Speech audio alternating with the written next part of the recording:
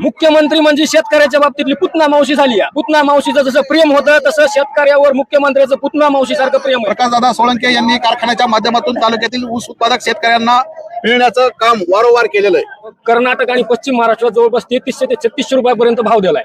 आमच्या परिसरातल्या कारखान्यांना थोडीही लाज शरम वाटली नाही की 2443 रुपये भाव यांनी जाहीर केला. आमदार माधवगाव तालुक्याचे आमदार आहे ना, त्या आमदारांनी जर भाव जर जाहीर केलं तर सगळे कारखाने ते दिलं तसं सगळं कारखाने भाव जाहीर करते. की पश्चिम महाराष्ट्रामध्ये शेतकऱ्यांच्या उसाला 4000 पेक्षा जास्त भाव मिळतो आणि मराठवाड्यामध्ये शेतकऱ्यांची तर पिळवणूक केली जाते. या कारखानदारांनी शेतकऱ्याचं रक्त शोषित करण्याचं काम या ठिकाणी केलेलं आहे. शेतकऱ्यांना भाव मिळायला पाहिजे. शेतकरी आज पिळला जातोय. दुसरी गोष्ट, ट्रॅक्टर फरातून काढताना ट्रॅक्टर मोडायची वेळ येते, एवढं वजन आहे आणि तिथं गेलं की साले कशी 21 टन 19 टन तिथं बी आमची चोरी. इथले कारखाने प्रत्येक कारखाना ही शेतकऱ्याची काटामार करीत आहे. ऊसाचं राजकारण करून शेतकऱ्याचं बळजबरीनं मतदान घेण्याचं पाप देखील त्यांनी काही काळ केलेलं आहे. विकोरी चोरलेली, काट्यात मारलेलं आहे.